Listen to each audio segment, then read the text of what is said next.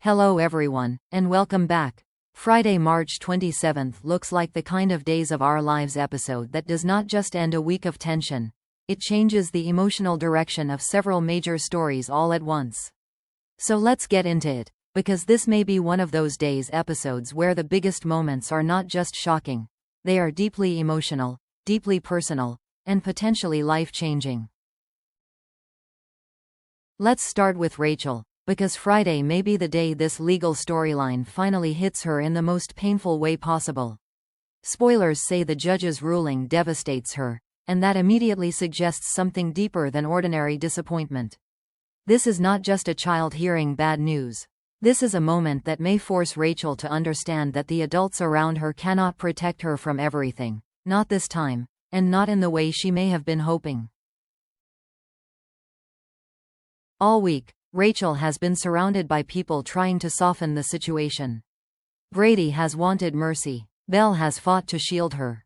Kristen has resisted the idea that Rachel should face serious consequences at all. But a ruling like this may cut through all of that. It may be the moment Rachel realizes that reassurance is not the same as safety. And for a child, that kind of realization can be crushing. Because once the decision is made, Rachel may stop feeling like the center of a family effort and start feeling like the person left alone with the consequence. That shift matters. It turns the story from legal suspense into emotional damage. Fear, confusion, and the sense of losing control could all hit at once, especially if the outcome points her back toward Bayview or another severe consequence. The ruling matters as a plot point, but the emotional impact matters even more. Friday may mark the moment Rachel stops seeing this as something the adults are handling and starts feeling, very personally, what it means to lose the future she thought they could still protect. If Rachel is left devastated, then Kristen was never going to respond with acceptance. Spoilers say Kristen threatens Marlena, and that feels like the natural next step for a character who does not process pain quietly. Kristen tends to take fear and turn it outward.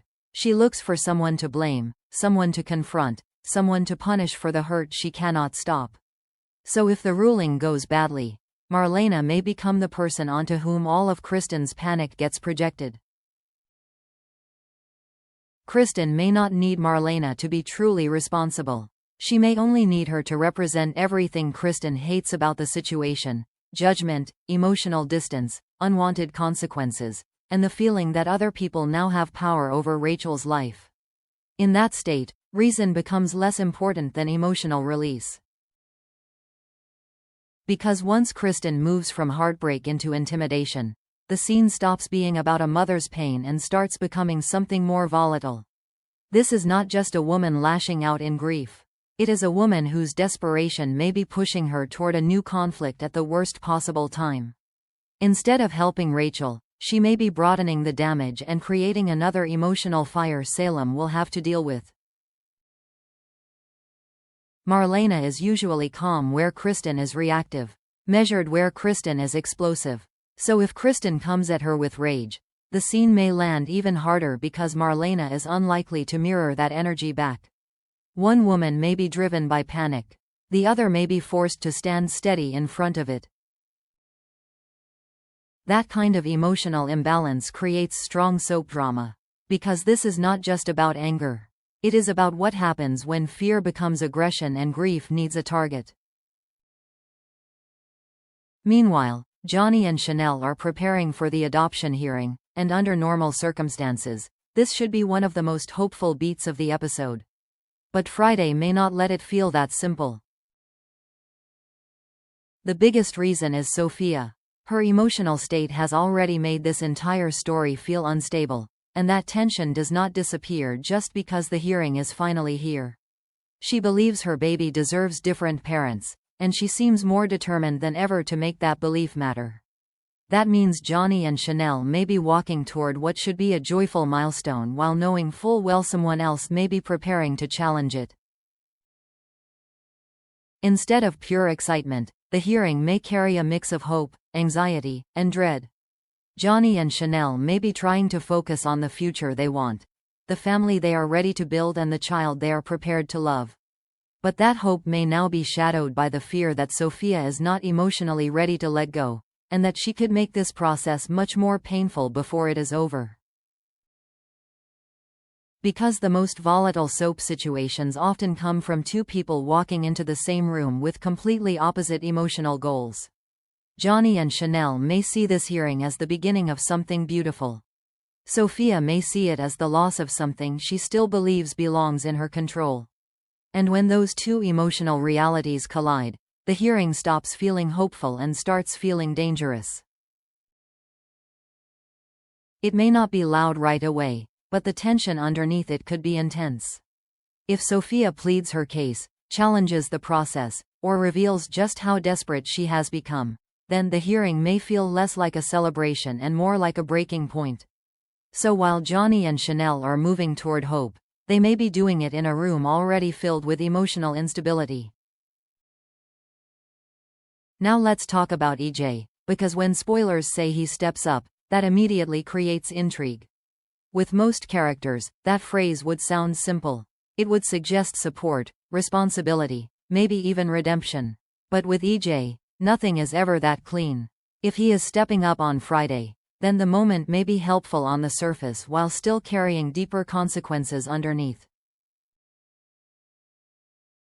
EJ may step in where others are too emotional, too overwhelmed, or too divided to act clearly. Whether it involves Rachel's legal fallout or Johnny and Chanel's adoption situation, he could present himself as the steady force in the room, the person willing to take control when everything else is starting to unravel. In a day filled with fear, desperation, and emotional instability, that kind of presence can look powerful. It can also look necessary. Because EJ rarely enters a crisis just to be useful. He enters it in a way that allows him to shape what happens next. Even when he is helping, he is also positioning himself. He is influencing decisions, shifting emotional loyalties, and making sure his presence matters in the outcome. That does not always mean his intentions are fake. In fact, part of what makes EJ compelling is that his actions often come from a mix of real concern and quiet calculation. And that mix changes everything. If EJ becomes the one holding things together on Friday, then people around him may start responding to him differently. Not because they fully trust him, but because in moments of chaos, the person who brings order naturally gains influence. That kind of influence can last long after the immediate crisis is over. EJ stepping up may help in the moment, but dramatically, it may be doing something even more important, strengthening his position in the middle of multiple storylines at once. And in Salem, the person who proves most useful during a crisis often becomes the person with the most power once the dust settles. What makes this episode especially strong is that Friday may look like an ending on the surface, while quietly functioning as the beginning of several new problems underneath. Rachel's ruling may resolve one legal question, but emotionally it could launch a darker new phase for her and Kristen. Kristen threatening Marlena may grow out of one painful moment, but it could easily spark a larger conflict that continues well beyond this episode. Johnny and Chanel's hearing may be about moving forward, yet Sophia's emotional state could ensure that nothing about that future feels secure. And EJ stepping up may bring temporary stability, while also reshaping the emotional power structure around him. That is why Friday feels important. It is not just wrapping up the week. It is repositioning everyone before the next wave hits. Some characters may be left broken open. Some may be more desperate than ever. Some may be forced into action. And some may emerge stronger precisely because everyone else is off balance. Not because it relies on one giant twist, but because it leaves every major story in a more emotionally dangerous place than before. So overall, Friday, March 27th looks like an episode driven by heartbreak, rising blame, legal consequences, and emotional decisions that could leave long-term damage across Salem. Rachel may be crushed by a ruling that changes everything. Kristen may turn that pain into a direct threat against Marlena. Johnny and Chanel may head toward their adoption hearing with hope, even as Sophia's desperation keeps casting a shadow over the entire process.